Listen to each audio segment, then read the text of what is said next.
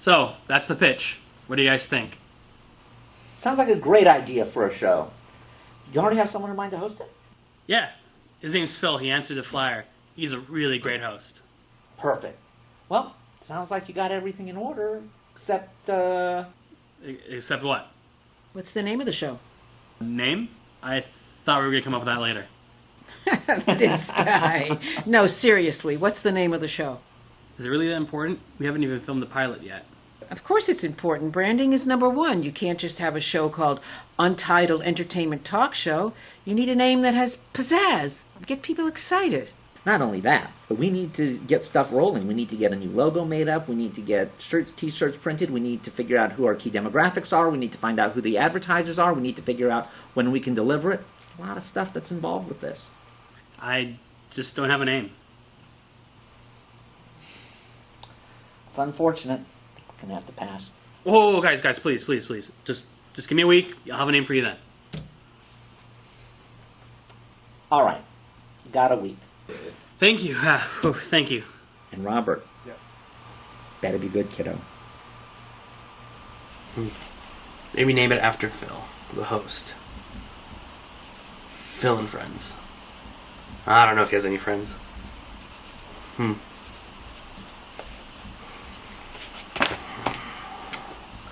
You should take some time to think about this. I do have a week after all.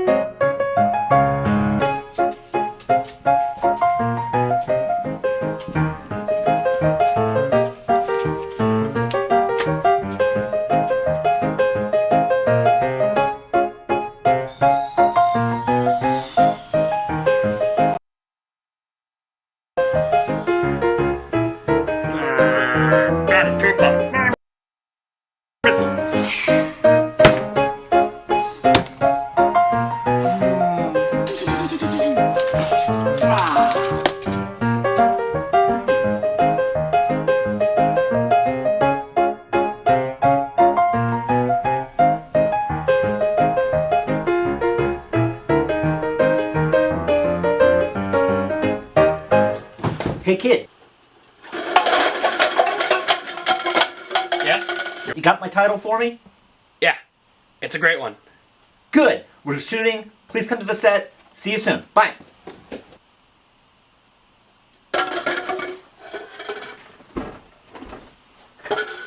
You know, she's really the best in the business. Ah, there you are. Have a seat. All right. So, Robert, have you thought of a name for the show yet? Yeah, I have a great one. Yeah, but it's Excuse me, can we get something done here? Sorry. All right, everybody, quiet on the set. Eureka! Really?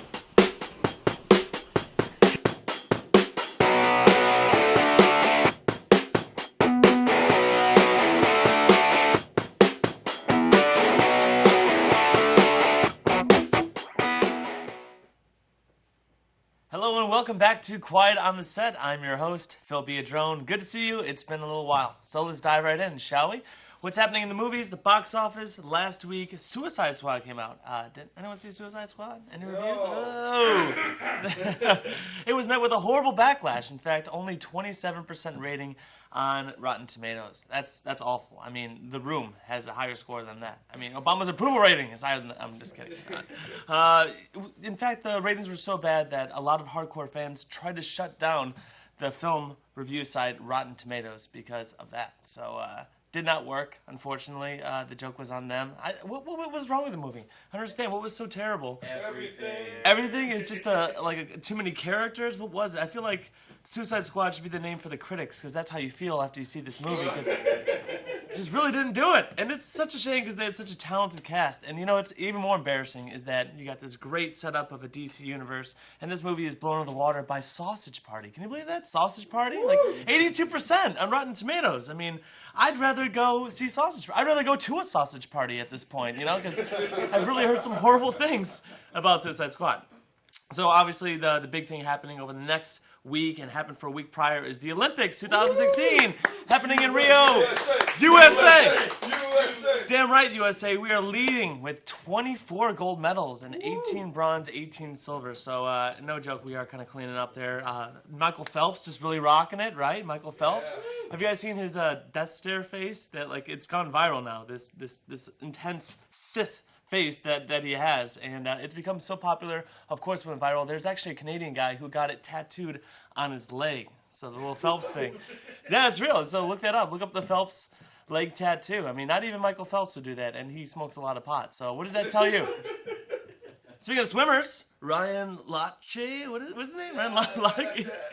He was robbed at gunpoint the other day in downtown Rio, leaving a cab. You know, but I don't think he doesn't pick up a lot of social cues. He's not the most intelligent guy. Like, what is going through his mind when the gun is in his face? Do you think he starts swimming because he thinks it's a starter pistol, or just don't take my gold medal, man? You know, I don't know. But the water was definitely an issue at the Olympics. The pool, right? It was like a bright green water for the swimmers, and apparently that happened because the Olympic pool had hydrogen peroxide added to it, and the chlorine was also added. They neutralized each other, forming this beautiful Brazilian natural water, which is emerald green. I mean, Brazil has so many problems. Why did they decide to host the Olympics? They've got all this water issue. I mean, half the Canadians got sick just from the water alone. They've got a horrible recession, the worst since the 1930s. You know, and do they think that Olympics is going to rise it out of that? I mean, there are only 2 cities in history that have ever made a profit off the Olympics. Can you name one? Los Angeles, USA, USA. Yeah. 2024. But there's Zika going around, which is probably the best form of contraception since Olympic Village. Sorry, I went there. I went there. Anyway, let's go on a different note. Let's just keep watching the Olympics and keep on shitting for USA. Does anyone watch the show Criminal Minds? Anyone a Criminal Minds fan? Yeah. Do you know the main star of it, Thomas Gibson? He got the boot. He actually got fired after 12 years of being a series regular on Criminal Minds. Like, how does that happen? Well, this is strike 3 for him. He's got a lot of anger management issues, dating all the way back from Dharma and Greg. Just to give you a little tip about that. But the tipping point was he actually kicked a writer-producer of the show, like literally just whoosh, and just kicked him. And no one is exempt from kicking people, especially NBA players. Okay, you are definitely getting the boot. But there's good news out of this because he is a cop, and when do cops solve crimes? The moment they get fired, right? So he's gonna get a pep talk from a loved one. He's gonna really come out the gate. So it's interesting because they fired him with no warning. Right, so there's episodes that are not fully finished, and there's no way to sort of organically sort of write him out of the show. So they're leaving it to the audience. How do we write this character out? Do we kill him? Do we recast? Do we make up some backstory? What do you guys think? What would be if someone left your show and got fired immediately? How would you sort of write him off? Kill him? Well, these are the writers of this show. Man, if you don't see me around next week, you're gonna know what happened there. I only kicked Aaron once. In an unrelated topic, there was a porta potty found in rural Oregon that was completely filled with pot. huge marijuana plants just filling this porta potty, making some stank weed. And no one knows. No one knows where it came from. No one knows anything about it. You know, the inspector came by for 3 hours, come back, and there's just a porta potty full of weed. I just gotta... I guess my make-a-wish, I should have specified the city, huh? Okay. Anyway, we have a great show for you today. Greg Siskowski is our guest. We've got a wonderful segments and everything. Stick around. We're going to show you some fun. What? We're going to have some... Don't kill me off, guys, please. Made one mistake. Don't kick me. Hey, Mike, did you get the email that I sent you? Oh, God. Phil! Yeah, Karen, what's up? I heard you yelling. So... Oh. Ooh, that's not good. What the hell, Phil? What are you yelling at me for? It was your turn to feed him. Remember we talked about this. Every other day And alternating Sundays. Michael's dead.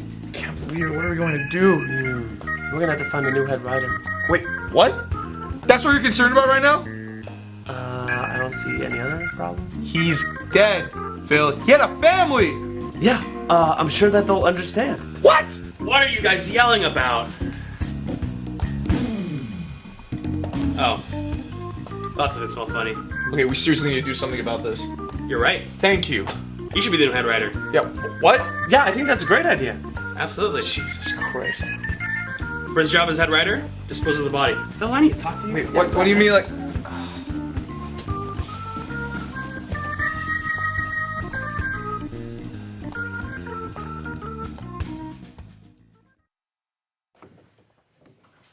Welcome back. Next to me is Garen Tannelian. Hi! As you just saw, Garen is the new head writer of Quiet on the Set. So, Yeah. little hand for you right Yes, there. hand for me. See what happens? Ah! People get killed off the show. It moves fast. So, tell me, what's your experience been like so far? It's been pretty fun. I enjoy working with you when you don't kick me. I mean, Yeah. it's nice. It's a fun time. I like writing for the show. I like writing jokes. Okay, That's good. so what have you written so far? So I think mostly half the intern sketches. I think those were the best. Okay. My favorite ones. Okay, so cool. far. Yeah, those are a lot of fun. And Yeah. then some stuff coming up, right? We'll see some sketches that you wrote. Did you write the head writer one? Yeah, I don't even remember at this point because it's pretty much Kevin. Yeah, Kevin Boyd, who also writes for the Yeah. show. But your job as head writer is to take credit for things. So pretty much, yeah. yeah, you peppered in a couple of the jokes from my opening monologue, so I appreciate that. And No, it's pretty funny because at this point, it's like I'm in a position where people are asking me questions, and I'm like, dude, how the F should I know, man? Like, don't just say if you feel good about it. But then I'm just sort of getting used to that now, so it's pretty fun. Also working with you is pretty cool. yeah, absolutely. Okay, so what's the next thing we can expect from the head writer? Well, like, what direction do you want to take this? What would you want to see in the show? What can you add? A lot more swearing, nudity, like hopefully. That's Okay. up to the producers. I can't Yeah. guarantee anything, you know. Sure. How about some women? Can we get some women on the show? That'd be cool. I mean, if we get Yeah, in, right. if we get in the budget. So this isn't a sausage party every week? No, but that would be really cool. So any chick who wants to join our show, who's funny and wants to write, please. Yeah, and Which camera should I look at? Which camera should I look at? I swear we're not sexist. Hey, any broad that wants to join the show, you know, you can kind of phrase it a little nice. Yeah, any chick, and I don't think we want talented women, you know. But, Yeah, please, but yeah. Phone us in! any chick will do. We're making a good case right now for the show. This is working out pretty well. Yeah, well, you know, a couple beers and you shave, you know. Nah. I don't know. Okay. All right. Just throwing it out there. All right, well, cool. I'll be on Excited. I love your shirt. Thank you very much. I can tell that you're a clever writer. Thank you very much. Look at I that. appreciate And that. we'll see more of of your stuff. In fact, a little bit more with Garen coming up.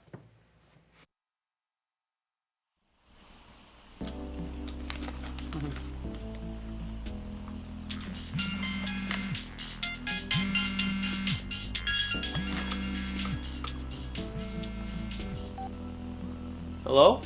Phil be a drone. This is Jason Bourne. I need your Netflix password. Very funny. Who is this? Is this Robert? How do you have reception down here? Who's on the phone? Some guy playing a prank. Says his name is Jason Bourne. If you don't give me your Netflix password, your friend Garen dies. Look, buddy, I don't know who put you up to this, but you're not gonna get my Netflix password. Wrong answer. Go! Go! Oh my god! I warned you, Phil. His blood is on your hands now. I mean, we're in a basement, there's not even any windows. How'd you do that? If you don't give me your your Netflix password now. Your cat is next. No, please not Beyonce. Please not Beyonce. A password. Okay, it's Cheez It Fan 85. Okay, no, please just don't hurt my cat, okay? It's bad enough that you killed Gare.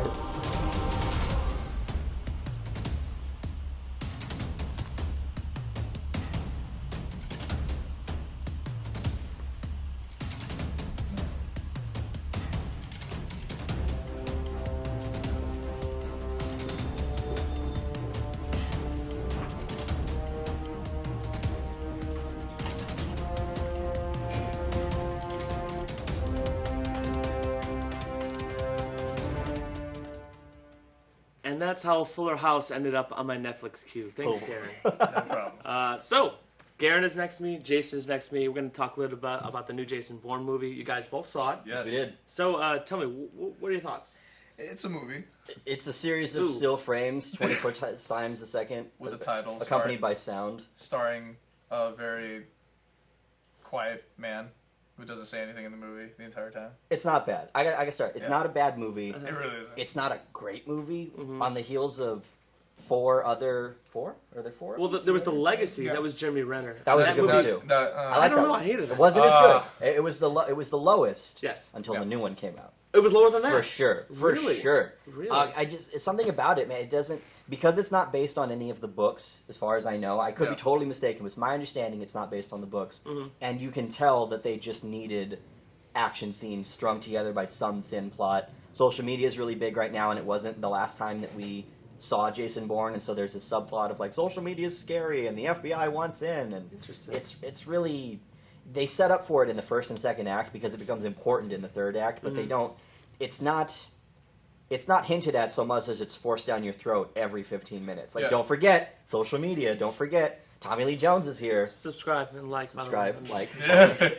There was a bunch of other really weird things too, like Jason pointed out about the plot. It just didn't feel like a Bourne movie. It was Like, weird. It felt like it. Let's say Paul Greengrass, the guy who wrote and directed the movie, it felt like he woke up out of a coma right after Ultimatum ended, and they asked him immediately, the first thing you need to do is write a new film, like without having any idea of what the heck happened in the last 9 years. So it's Well, but you just said that social media played a big aspect of it. right, But that was the only modern. But and not only relevant that, thing. like social media plays into a role that if I just told my 90-year-old grandmother what social media was, like, whoa, what's this? Like a paranoid dream. Yeah, it's like this scary, Paranoid like, nightmare. oh, the Facebook knockoff in the Bourne movie knows everything about you, and the FBI wants in. More than you know about you and all that stuff. And like Tommy Lee Jones is like being Tommy Lee Jones, and which he is in every movie. Yeah. Like just being some like thinly like Southern accent dude who just knows too much. Let me put it like this: action was incredible Yeah, was. because it's a Bourne movie. Obviously, Yeah. there's going to be good action. Great stunts and all that. But the plot was lacking, and there was a lot of like, because it's been so many years since the previous one. There's this element of like the technology has to be better, and it was already pretty good in the previous Yeah, one. yeah. So now they've got like these ridiculous technological fallacies, like things that don't happen, like blurry satellite photos. There's the I'm writing a sketch about this, and it pisses me off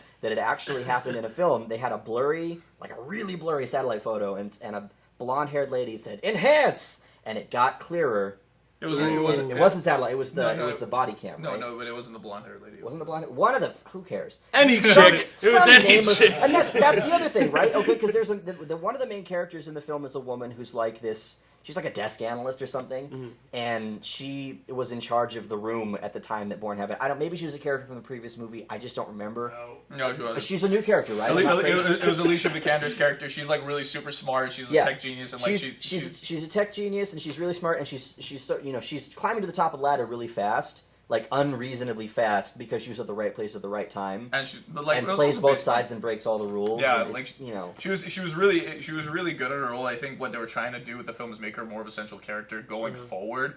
Meaning, like instead of Jason Bourne trying to figure out who he is, he knows who he is. But now it's this: the whole plot's going to string around this chick trying to get Jason Bourne to come back. Yeah. Into the CIA, and that's all that's that. her whole motivation, and that's Got it. why during the plot she's like with the CIA, and then she's against them, and then she's with them again. and Spoilers, by the way. Yeah, these it's all. I won't tell you how the movie ends, but it's all a ploy to try and not only work her way to the top of the CIA, but also her goal is to rein him back in because of some like ancillary detail she read in a psych report. that maybe he could be brought back in, and that's like her entire motivation for being. No, that's the entire motivation for making 2 more films. Yeah, exactly. So it was set up for more, right? Yeah, Absolutely. It definitely was. I feel like they were trying to set something up, which, by all means, they could actually succeed in this because they left it in such a place in the ending where you could tell that it's not only a little bit open-ended, but it also leaves it to a point where the whoever's going to write the next movie can actually sit down and choose a really interesting path. They didn't point you in one direction. It wasn't like the end of that Spawn movie in the 90s where it was like, there's going to be a sequel, and then it never happened. It was embarrassment. Yeah. This is like, if there's a sequel, we have a lot to play with, and we could start another trilogy of films if they wanted to. Yeah, They could also end it, and it would be okay too. But, Okay, It's so just weird. down to brass tacks. Should you see it? Should I see it? Should I the would, audience see it? I would maybe rent it. The action's really good. It's honestly great. It's just there's so much holes in the plot that So it's worth the Redbox rental? Yeah, would say, it's yeah, definitely worth for a sure. rental. It's definitely worth to watch at home on Netflix. It's not. It's fun to watch, but the opposite, I feel like, is that it's not worth the money you're going to go pay to see a movie, especially now. It's not. The plot's just, it's too thin. And the Bourne series has always been about a compelling plot. Yeah. Action, but also like intrigue and oh man, Treadstone, and oh my god, Black Brian, holy crap. Twists and turns and good stuff. And this just didn't have that. Yeah. It was just so point A to point B. Well, Jason Guerin, thank you.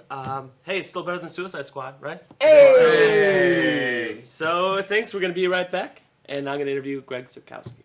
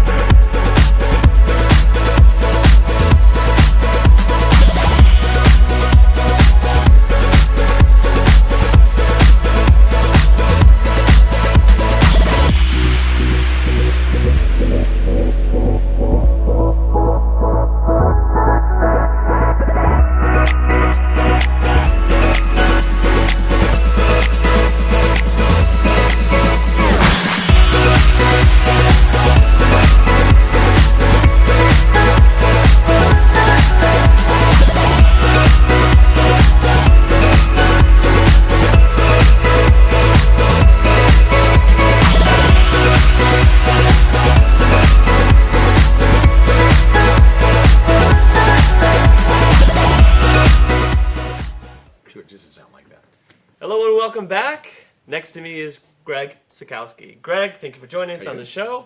So, Greg, you are a first AD extraordinaire, is that correct? That's right, yeah. Okay, so... Extraordinaire, that's on my business card. That's what it says. Yeah, you used to be ordinaire, and then you got your master's in extra, so now you're Yeah, I ate a little more, now I'm extraordinaire. So, just to get down to basics, what is a first AD? What do they do? First AD runs the film set. I don't know exactly where the name came from, but if you have something? Well, in other words, the first AD will function differently in different countries and in different systems. But in our system, the idea was you have a producer producing the show, but he can't be there to make sure that everything's done correctly on the set. So somebody said, well, who's the assistant to the director? Let him carry it out. And that job, I guess, over time developed, and eventually we have what we have today, which is I run the set. The director says to me, hey, I want to, and our plan is we're going to do this today, and I make sure everybody gets the information, it all shows up, it functions correctly, it goes away, it's supported, it's safe. Everybody goes home with the same number of fingers and toes that they started with, still attached. And if we function correctly, the job is reasonable, and there's always something, the weather, the wind, the actor, the color of something wasn't exactly what you thought. There was a change from the network, and our job is to then adapt the schedule, adapt what we're going to do. So we tell the story and get paid and get to do it again. Awesome. So it's assistant director, assistant to the director? First AD, just first assistant director. First assistant director, okay. So you're kind of like I always heard like they're always the one who is like cracking the whip. Like has to keep people on schedule. I mean, there are some guys that are very loud and gregarious and yell at the crew, and some producers like that when guys are out there and they're just, everybody's running with fear. I personally don't like to run that way. I assume if you've been hired to work on my set, and assumptions can be dangerous, that you are a professional, that you're going to do your job, you're going to show up on time, which is early, you're going to perform what is being requested. If you're not functioning in that capacity, then I will step in and start to work with you to help you find out what's missing, what do you need. Sometimes it's as simple as I've worked with the crews where, what's wrong? You guys are running so behind. Well, they parked our truck 5 miles away. And I go, oh, crud. Well, let's fix that. Yeah, okay. Because they're so busy just trying to do their job that they can't correct their environment. Sometimes it's that there's no air conditioning, the lights went out, they need a light, there's no mirror. When you shoot on location, the demands are different than on stage. Sometimes it's an actress is shown up, and for example, and I'm just going to pick on female actresses as opposed to male actresses, but females. If an actress shows up and she's got an hour and a half to get ready, but she has long hair and it's wet, we have to add in all the time it takes to dry the hair so that they can get in and get started. And if any girls are out there watching, then they'll know that it takes a little while to dry hair. I didn't take that time into account when I clocked in an hour and a half, so everything has to change. So because the actress stayed up late, went out and partied, got up late, came to set with wet hair, the entire day is going to lose one setup or two because she didn't dry her hair. Actresses won't assume that. And they won't do that.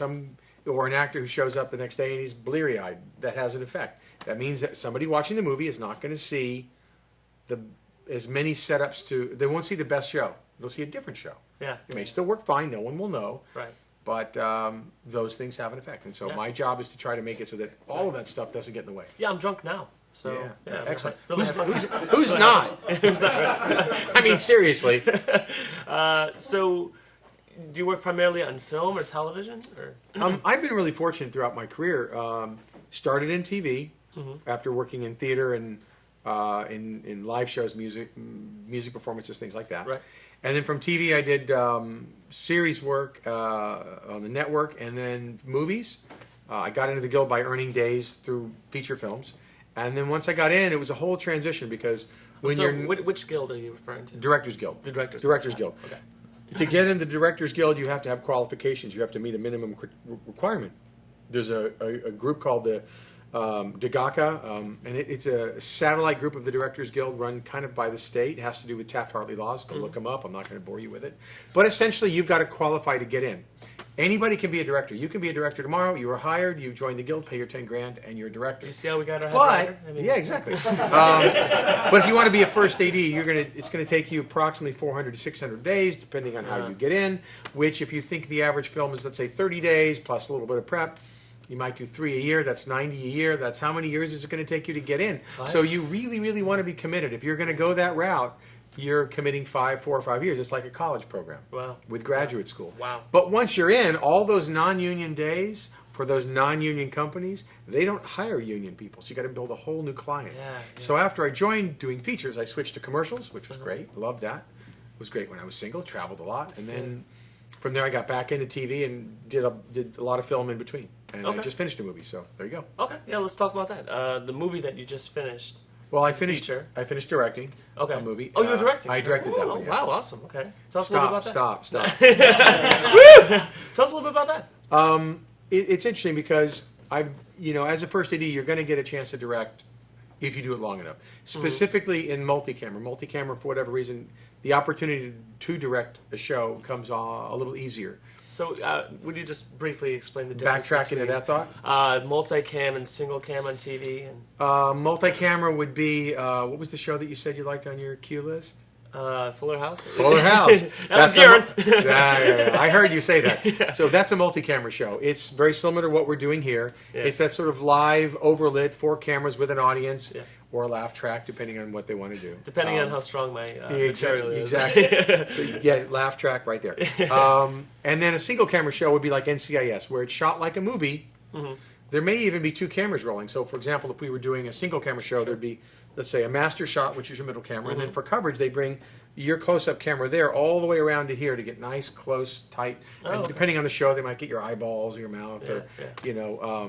some detail on your, and then close up of your hands, and then a reaction shot of the crowd this way. Got it. Whole different way of shooting it. Mm-hmm. And movies function that way generally. Mm-hmm. There's always exceptions. There's some in clever guy will go, ooh, I like what Hitchcock did, where he shot the whole thing in one. Mm-hmm. And so we could make a movie that way. There's a lot of ways you can go about it. Sure.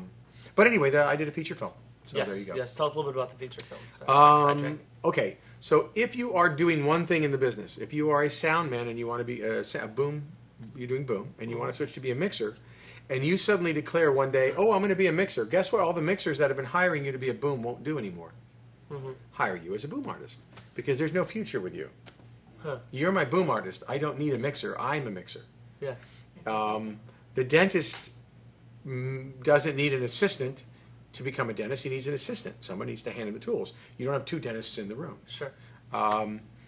So there is a chef and a sous chef and a guy who cleans dishes. If the guy who cleans dishes becomes a chef, he will no longer work there because there's already a chef in the room. So the same problem exists when you make the transition to becoming a director. So you have to be very careful. You have to be very thought out in how you're going to execute that transition, because you still need to pay your bills. Yeah. And you still need to pay your mortgage and whatever that you want to do.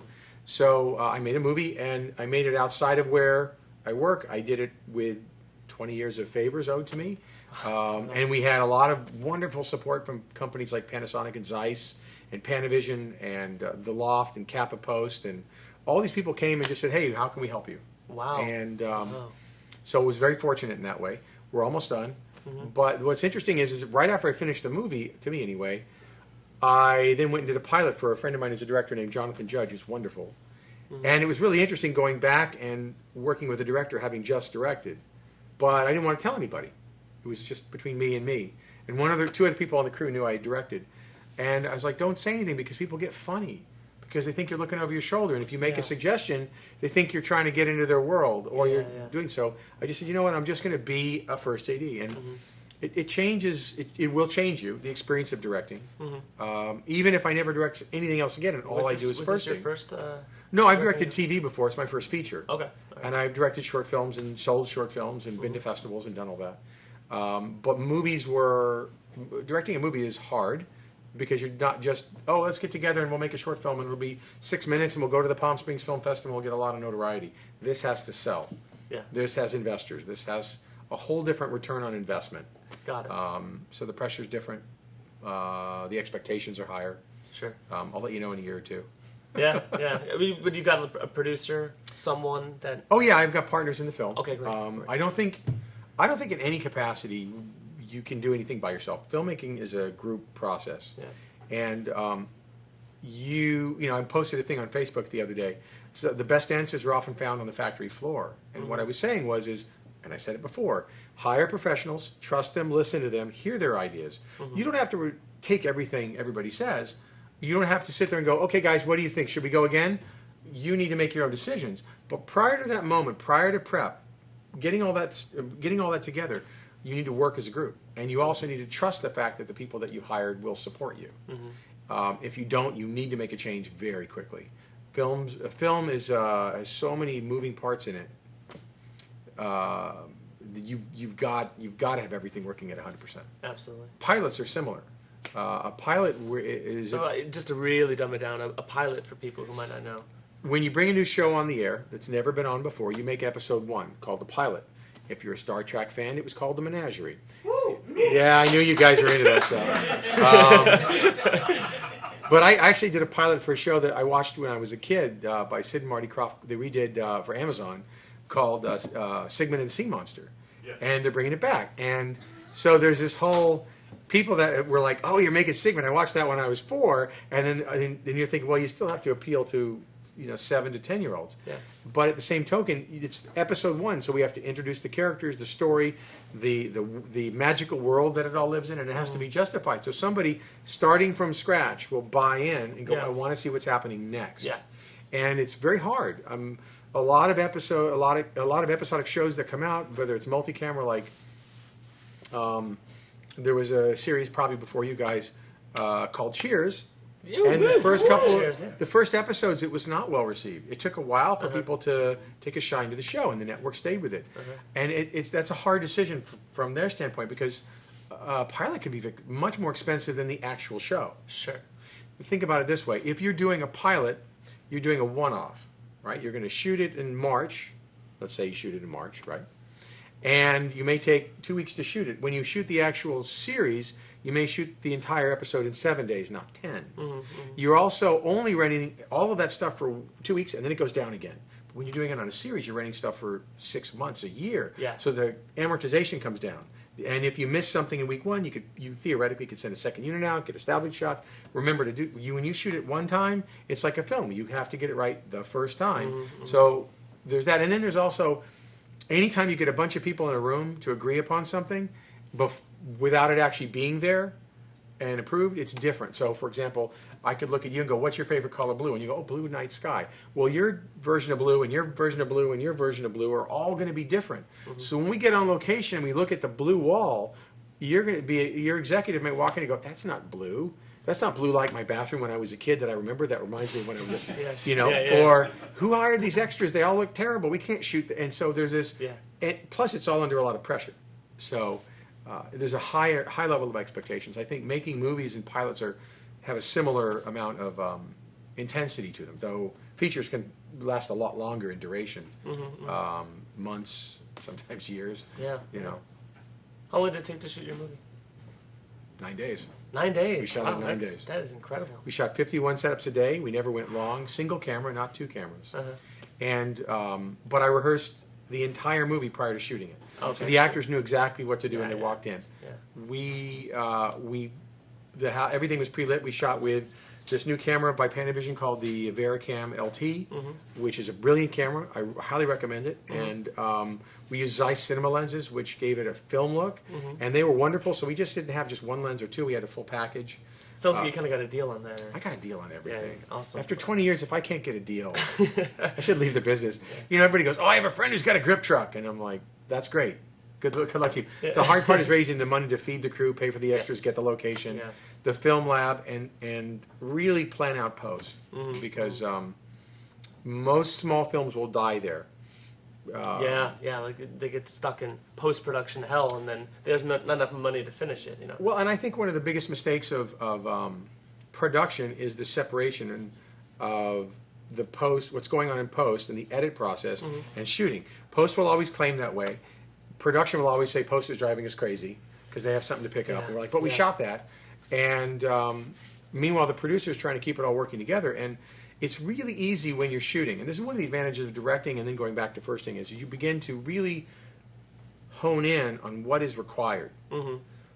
Because you can be a first AD for 20 years and go, yeah, I know what they need. But until you've actually been through the process,